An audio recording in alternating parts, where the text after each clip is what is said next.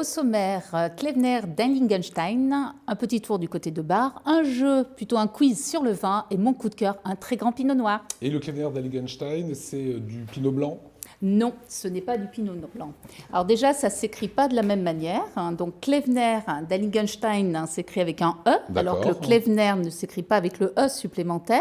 Okay. Le Klevner d'Heiligenstein est un savagnin rosé en termes de cépage, alors que Klevner, c'est l'autre nom du pinot blanc. Savagnin rosé. Rosé. D'accord. Autre particularité peut-être? Oui, c'est le Klevner d'Heiligenstein et donc le savagnin rose ou rosé est l'un des plus vieux cépages alsaciens et il prenait le nom de vieux traminaire. Alors on voit les images, c'est sur ces terroirs-là qu'ils sont pris, c'est ça?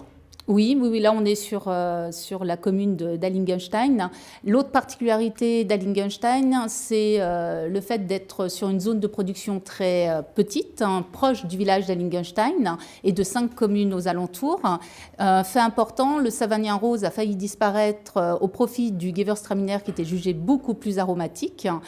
Et en 1970, il n'y avait que 3 hectares plantés en savagnin rose. À l'heure actuelle, en 1971, il a été classé en vin en AOP d'Alsace, enfin à l'époque AOC. Et du coup, ça a permis de préserver cette particularité du Klevner d'Heiligenstein. Aujourd'hui, c'est 42 hectares. Malgré tout, ça reste une rareté. Ça représente à peine 0,3% du vignoble alsacien. Vous avez une adresse à nous proposer? Oui, Vincent Stoffler, un vigneron reconnu à Bar, vigneron en bio, pour son Klevner d'Heiligenstein, floral, fruité, épicé, une jolie cuvée. On a rencontré Vincent Stoffler. On regarde.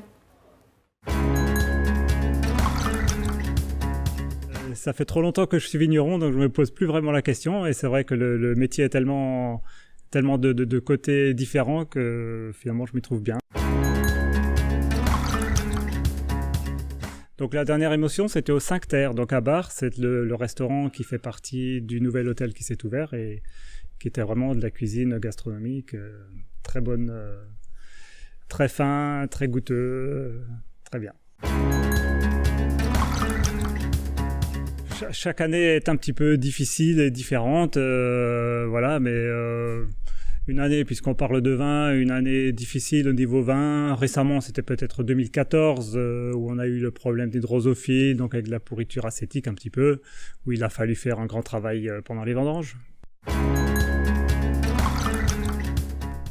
Disons, c'est vrai que je suis un amateur de bulles. J'ai fait un stage en Champagne, et donc en général, il y a toujours soit du crément, soit un autre effervescent à l'apéritif.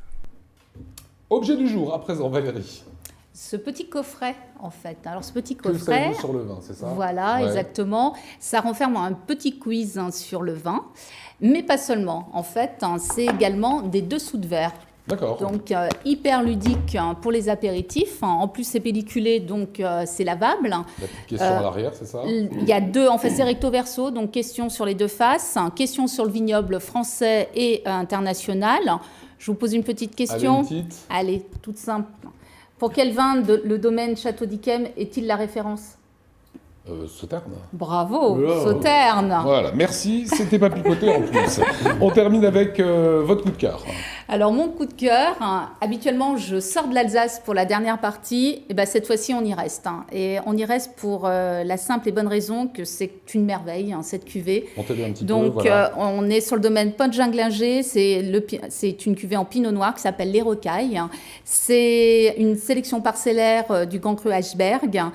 C'est magnifique, c'est extrêmement concentré, ça m'est réconcilié vraiment avec les pinots noirs d'Alsace, qui moi suis plutôt de l'école bourguignonne. J'en ai goûté de très bons, celui-ci en fait partie, vraiment, c'est une merveille. La bouche, elle est ample, le nez très ouvert sur de la mûre, de la griotte, également des notes de sous-bois un peu toastées, c'est dû à l'élevage.